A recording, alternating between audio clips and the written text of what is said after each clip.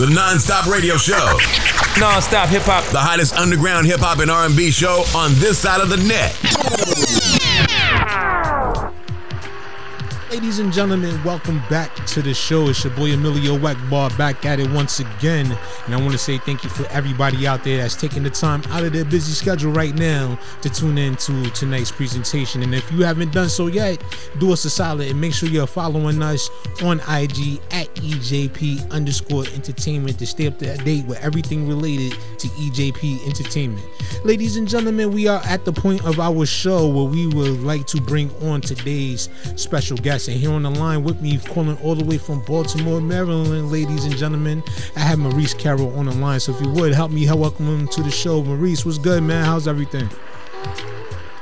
Hey, man, I appreciate you. I'm glad to be here, man. Appreciate you as well, man. Thank you for dropping by. We definitely do appreciate you and your time and taking the moment to call in here and share your story with us and all that good stuff, man. But before we get started, we always like to take the first, few minutes within the start of this segment to give our guests the opportunity to tell the audience a little bit about themselves. So if you would, man, the floor is all yours. Okay, cool.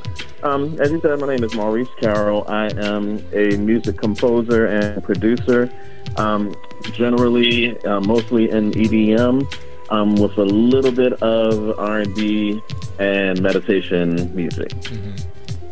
Now, coming out of Baltimore, man, a lot of us were used to, hearing hip-hop, of course, but a lot of people out there also knows Baltimore for its house music and all that good stuff as well, man. So would you say, your style of EDM music is kind of an infusion of that, or is it just EDM and then, the house music is just house music?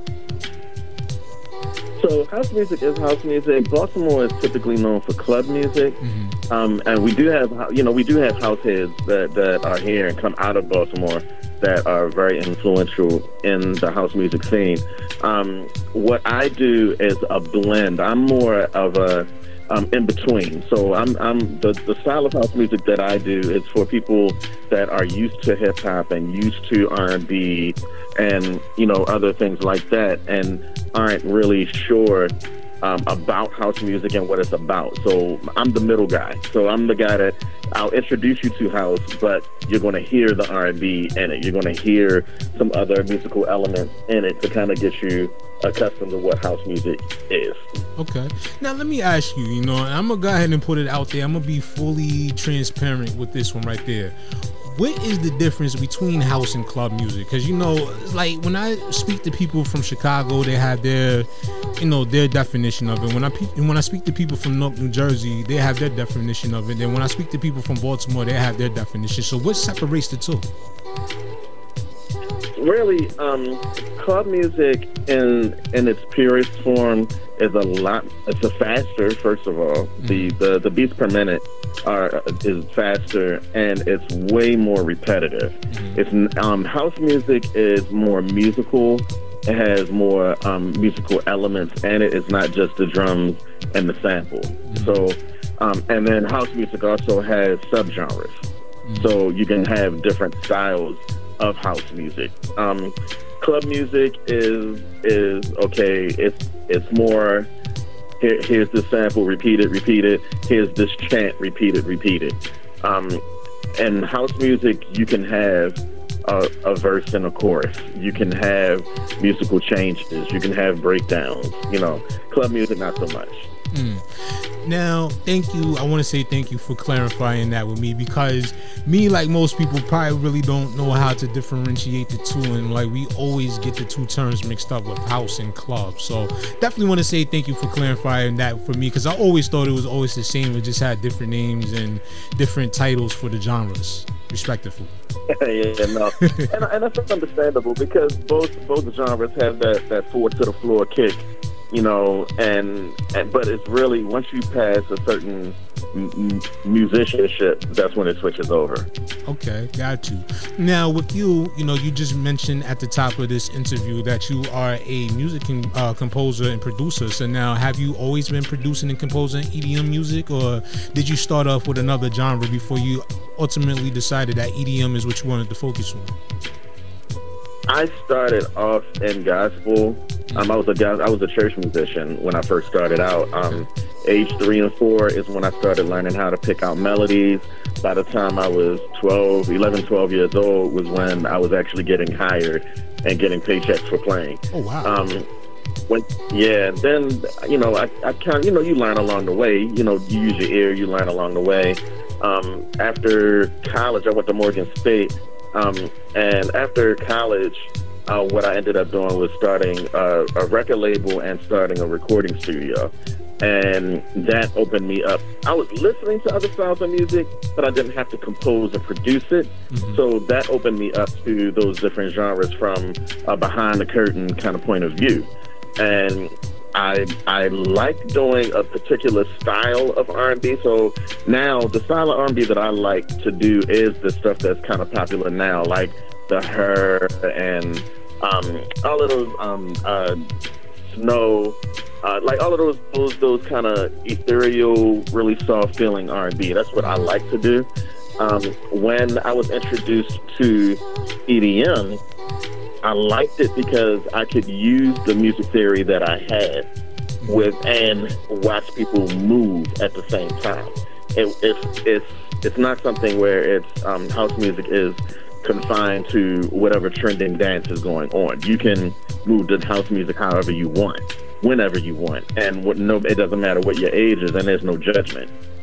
You know, in other genres, it's particular dance steps that are trending at that moment and that's how dances ended up aging in other genres. Mm-hmm. In house music, it doesn't do that. Mm-hmm. So I really enjoyed that, and I learned that I was good at it. I'm one of those composers and producers who likes to time when things hit, when things drop, you know, what elements are coming in here and there. Mm-hmm. And in house music, it gave me lane to do all of that.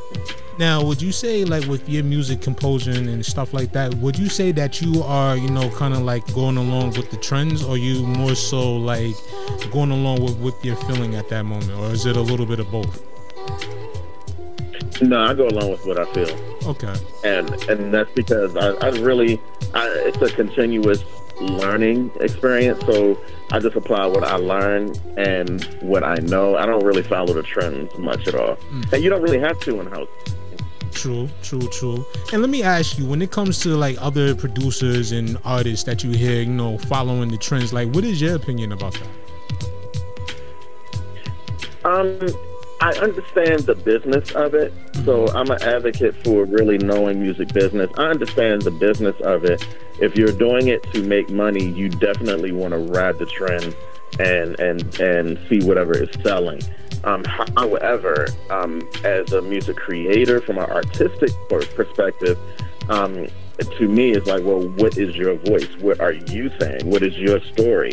And if you can't really express that independent of whatever the trend is, that's when I have a problem with it. So I understand both sides of the coin. Oh, I get you on that one, man. One of the biggest things has been for me to kind of come to grips with is, you know, understanding that, you know, the trends is what's driving the music industry right now as we know it. You know, like, I like to try to stick to being original when it comes to, you know, like the content I put out, or like in this case, when I was doing music, I always like to try to stay as original as possible. But then it's like the ones that are, you know, as far as originality goes, it's like those artists seem to be having some of the toughest times right now as far as getting their music out. Do you agree with that, or is it just the way the marketing is set up? It's the way the marketing is set up. If you really think about the history of music, it doesn't really matter what genre you talk about. The people that really have longevity are the ones that stuck to what they wanted to do. Mm-hmm. And when you do that, you end up drawing your crowd to you. You don't get the general crowd. You get a very niche crowd that likes what you do, and therefore it allows you to be the artist that you want to be. Mm-hmm. The problem in music in terms of certain genres, what happens is when one person pops off a certain way, it's like, oh, well, I just need this said artist type beat, and I'll rap over it because I'm rapping something different, or I'm singing something different, or I'm playing something slightly different, but it's still along those same lines of what's popular. It can be a marketing thing because really, a lot of times, if you're original, you might not have the budget that it takes to push out your sound the way that it needs to be. And if you're original and you happen to be with a major label that has a budget, they might not know how to sell you. So it's a catch-22. I get that one. And, you know, you mentioned earlier, you know, about the business aspect of it. And that's where a lot of artists tend to have a disconnect, you know, because a lot of people, they see the music industry as just that, just the music industry, but then some of them fail to realize there's an actual business side to it. So with the business aspect of it, would you recommend an up-and-coming artist to follow the trends, or would you tell them to use the trends right now just to get your foot in the door and then get an audience that you built up, and then afterwards, then you start hitting them with your original music? I would tell an artist to do the work. Do the work. Be original. Be and say what you want to say. Be who you want to be. But do the work in terms of learning what business acumen you need. You know, learn how a copyright works. Learn what a PRO is. Learn how the royalty system is. Learn what each individual person that you might want on your team later, what their responsibilities are supposed to be. Learn terminology. Learn how the marketing strategies work, and then push your music and let your fans come to you. Like, you push your music out and let them find and discover you, but you be consistent with you being you, and then you'll have fans for life rather than fans that are following the trend of the moment. That's a really good answer, you know, and it's like, just in that little quick, you know, answer to the question, it's like you just introduced me to some things that I didn't previously know about when it comes to the music business. And then when it comes down to it, yo, it is so much to learn about it. And a lot of people think that is just all about just going in the studio and putting a song together. No, that's just the beginning. The hard work comes after it's printed, after you're ready to distribute it. That's when the work actually starts. Now, in terms of work, you know, I've seen you had the opportunity to work with some Grammy-nominated artists yourself. You know, one more notably, Carolyn Malachi, if I'm pronouncing the name right. If not, I do apologize. How was that experience like for you? Malachi, okay, got you. Yeah, so with her, it was a great experience because I also worked with Andros Rodriguez. He's multi-platinum, multi-Grammy award winning, and working with them on that particular song, it was something that I needed at the moment, because it took me out of the element of being the guy that had to answer and know everything, and it put me in an environment where, hey, I can learn from these people. And then to be in that environment and they both turn to me and ask me, is this right? Because they know that that's where my expertise is. It made me see the industry for, if you're good at what you do, you're just good at what you do. And it doesn't matter what accolades you have behind your name. It's really about you knowing what you need to, you knowing what you are good at. There's a book that I referenced with this as well. It's called I'm So Good They Can't Ignore You. And this kind of reminded me of what that book teaches. And hearing the details that they hear in the music, it opened my ear up a little bit more. Seeing how they conducted business, it made me raise my level up a little bit more. So I'm like very grateful for it.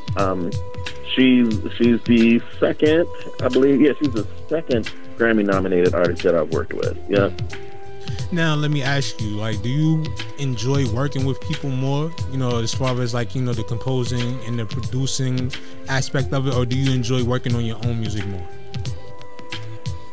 I enjoy collaborations more.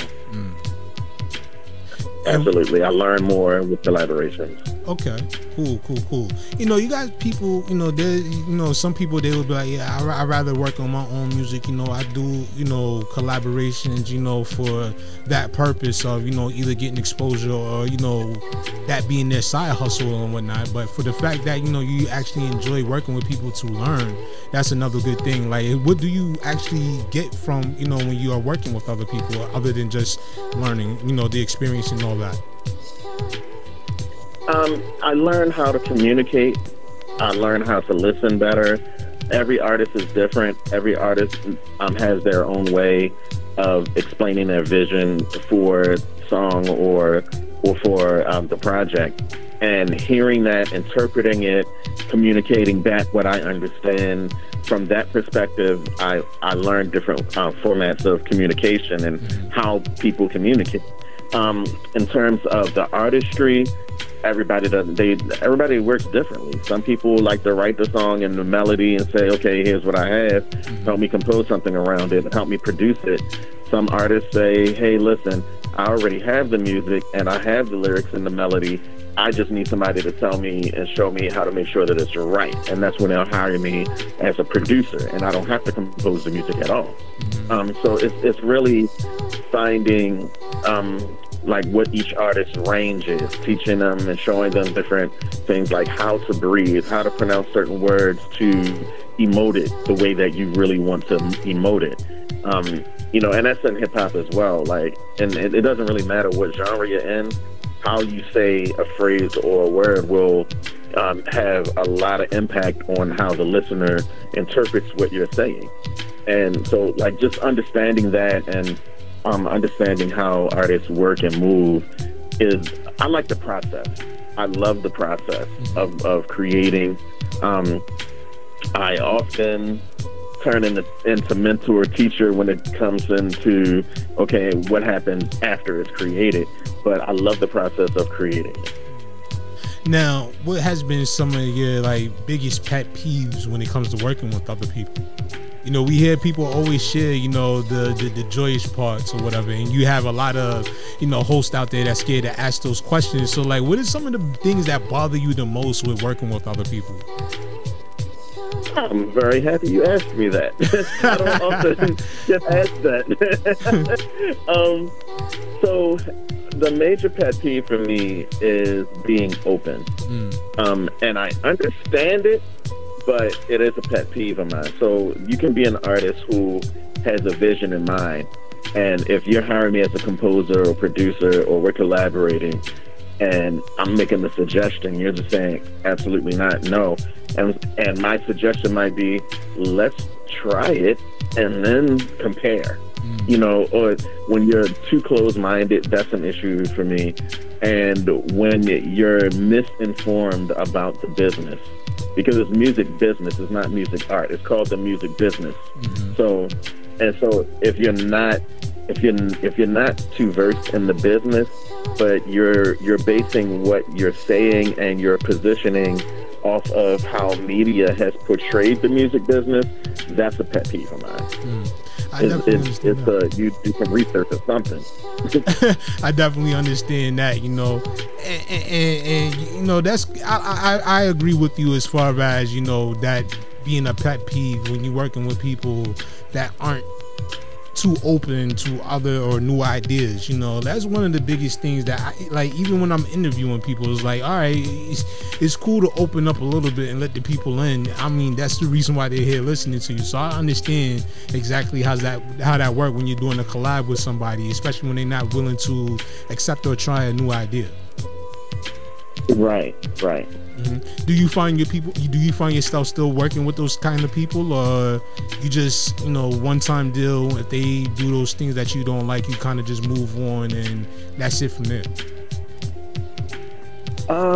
Most of my clients now, most of the people that bring me on board are pretty open-minded. When I first started years and years ago, like 20 plus years ago, it was, hey, just record me. I know this is going to pop. This is going to be what's happening, and that's it. And hey, you might want to try it this way. Nah, I'm good. I'm going to do it like this. Okay, cool. All right. Good luck to you. All right. I'm going to still do my job, but, I'm going to back off of giving you suggestions. Now, because of my experiences now, because of my reputation now, I don't get the people that are not willing to compromise. I get people who are coming in with at least some knowledge of the music business. They're not coming in and saying, I'm gonna record it today and release it next week. It's, I'm going through the process. We're gonna record it. We're gonna take our time with it. We're gonna build it. Here's the budget. here's where I'm ready to learn. What do you have? Like I have those kind of clients now. Okay. Now, do you apply these same practices when it comes to your own music, or is this just your standard procedure for when you're working with other people? I absolutely apply to myself. And really, it's because I really want to know and understand from an artist's perspective. When I say, or I make a suggestion, what does that feel like to me as an artist? So I wear different hats when I create my own music. I'll let the artistry fall out first, and I'll let myself thrive in the creation of it, and then I'll sit back and put the other hat on and say, okay, well, as a producer, what should happen with this song? What would I change? If this was somebody else, what would I change? What would I fix? And sometimes it is a hard pill to swallow, even with me working on my own music, because creatively I might really want something to happen a certain way, but in terms of how the general public would hear it, I know it might not be accepted that way, and I may not have the draw that I want, for my style of creation just yet. I might want to introduce people slowly to my sound. So it is difficult, but I do make sure that I do that because I don't want to be a hypocrite. I completely understand that. And up until this point, what would you say has been like, one of your favorite moments in your whole, musical career? Favorite moment? The first favorite moment when I was able to leave my 9-to-5. That happened about 25 or so years ago. I was working for Social Security, and even then people knew because I was open about the music that I was creating. And when I said I was leaving to do music full time, some people that were working with me knew. They were like, oh yeah, you're gonna be fine. Some of them were like, you sure you want to do that? And I was like, oh no, I'm sure. But to be fair, I didn't just jump out there. I did take about 1.5 to 2 years making sure that I was making enough money in music to sustain life before I left my 9-to-5. So I did take that precaution, but that was my most favorite moment. Second favorite moment was when I started touring outside of the country for the first time, and that started in 2018. From 2018 to 2019, I toured maybe like 5 or 6 countries. Like a lot of countries. I did all of the Baltic states, so that was Belarus, Lithuania, Latvia. I did Angola. I did Azerbaijan. So I've toured several different countries, and that was, once I got to that point, it was like, okay, well, now I need to make a new list because I'm living off my music. I'm touring. I got records out. I'm doing okay, and I can walk out in public, and people don't hound me because they don't know who I am, which means I'm sustaining in music, and I don't have to be popular. I have a nice apartment. I'm driving luxury vehicles. My bank account looks cool, and nobody really knows who I am, and I love that. Now, did that change any for you with the pandemic, not being able to move around as much? No. Again, it's knowing the business. And so all I really had to do, I wasn't one of those ones that was fortunate enough to get the checks early. When I started getting my checks, it was towards the end of the pandemic when they were starting to open the world back up. And so what I ended up doing was pivoting. So I knew that everything became virtual once it happened. Like 2 months in, it was like, okay, now something needs to change. So I just took a look at what was happening, and because people were more online, I knew that audio-wise there needed to be more things, whether it was background music, if it was sync licensing music or custom-made music for whatever podcast or whatever people were doing. If it was, hey, I need this mixed and I can't get to the studio, obviously, okay, well, I'm going to teach you how to send me the files so I can mix it and send it back to you. And that created an opportunity where it made my reach across the pond a little bit better. So I had records from France and Italy. I had records from people here in the States, several states away from me, sending me audio and working things that way, doing talks and doing mentorships. So virtually, I just had to pivot and find, okay, what is the need according to what I have to offer. So it took a little moment to get it rolling, but I was able to pivot without, losing anything. And I still continue to say this to this day, and anybody that feels like I'm wrong, I'm willing to debate that.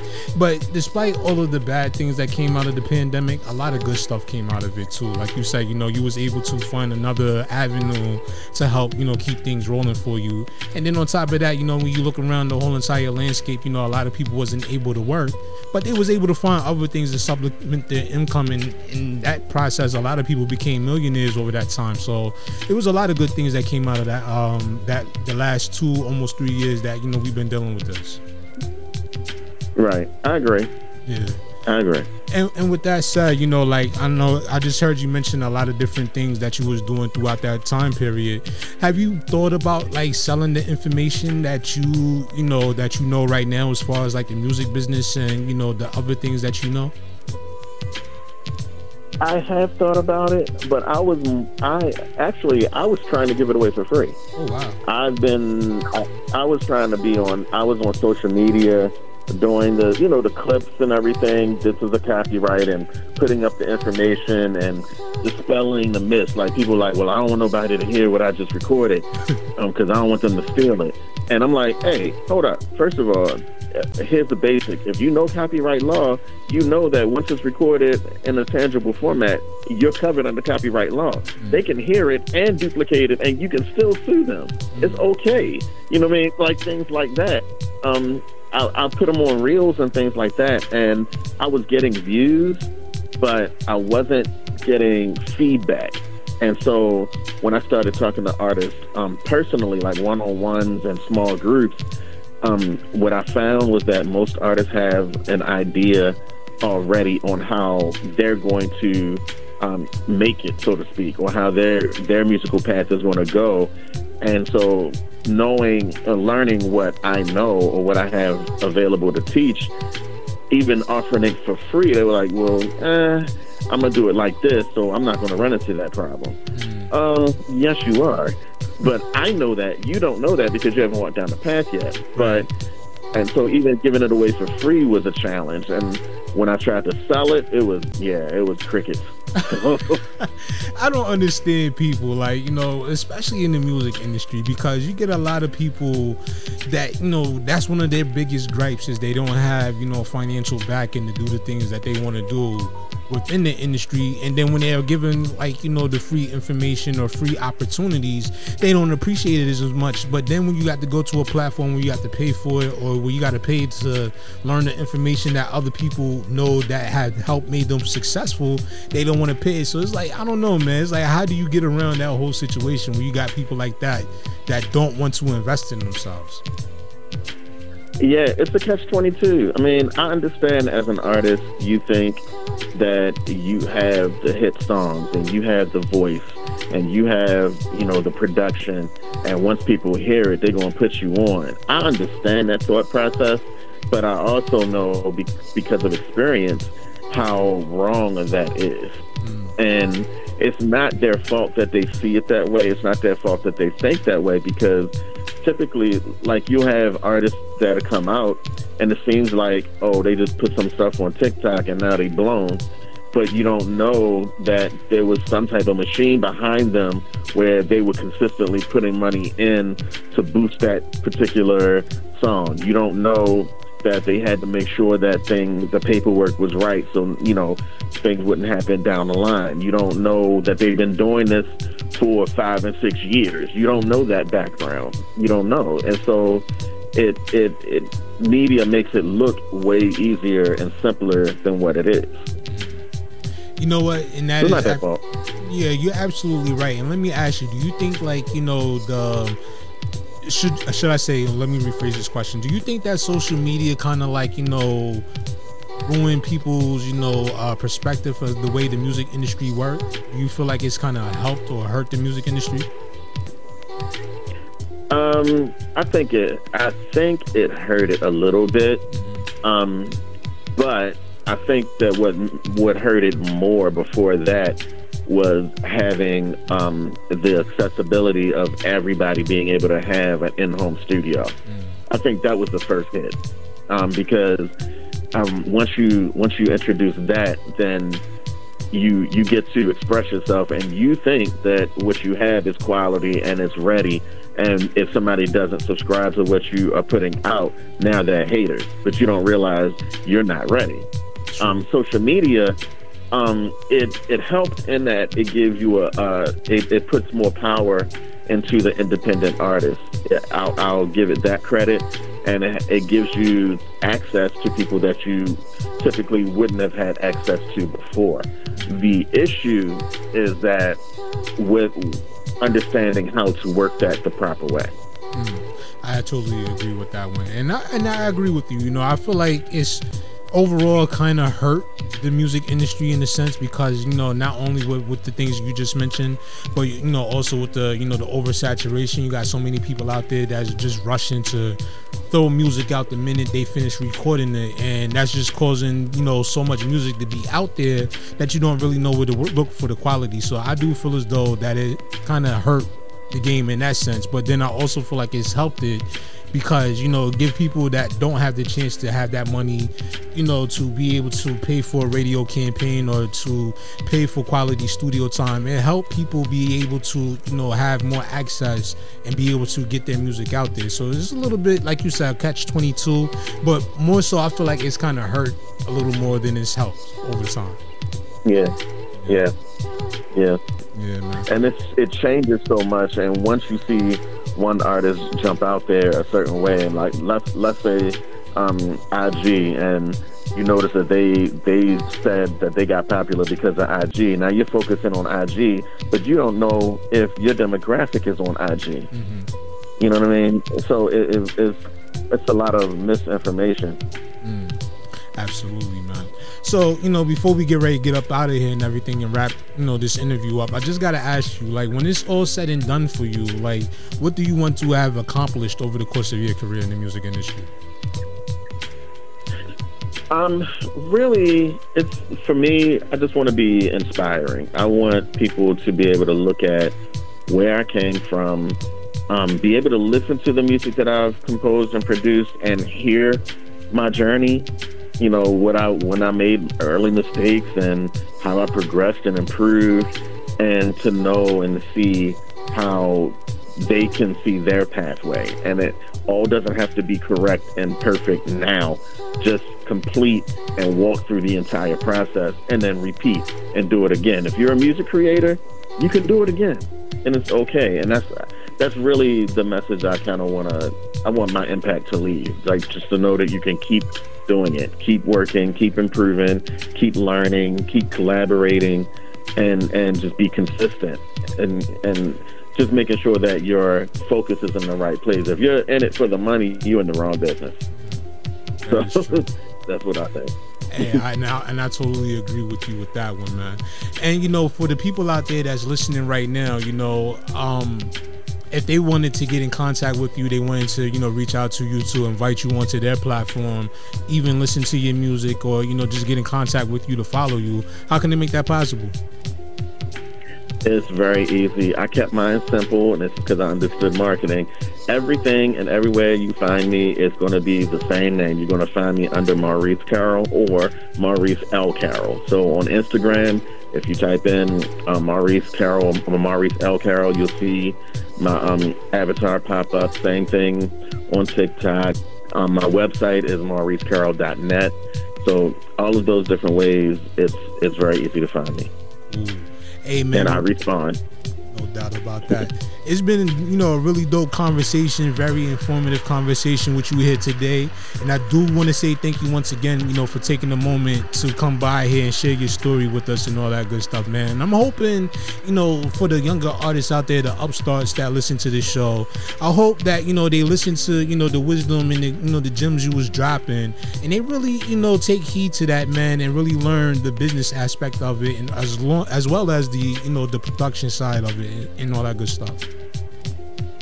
Yeah, man, I hope so too. Thank you so much. No doubt, man. And one more thing, you know, this single that we got from you, the Work It two-step mix. Let's give them a little bit about that one, man. So before we get ready, you know, to feature that here on the show, like, tell them a little bit about it. Okay, so the original song was written by Lil Day, produced by KP, Kevin Powell Jr. It's a two-step dance song, basically a pure, hey, I just want to watch you dance and let me see you move, let me see you work it type of song. Clean lyrics, good message. Is good for the younger people, is good for auntie and them. The two-step mix that I did is really just to introduce those same people to what can happen when you listen to dance music, and those same lyrics, same melody applied in dance music, and that's what this two-step mix is. That's what's up, man. Well, once again, man, Maurice, we thank you for dropping by, man. And for everybody else out there, man, make sure you got on your dance shoes and get ready to get up out your seat and work it. Here's Maurice Carroll's new single called Work It two-step mix. Up next here on the show. Keep it locked, everybody. It's your boy EMillio EgBar, and we'll be back with much more right after this. Want to be heard on the NonStop radio show? Send us your submissions in MP3 format at Let's Network Musically 212@gmail.com. This is NonStop Radio.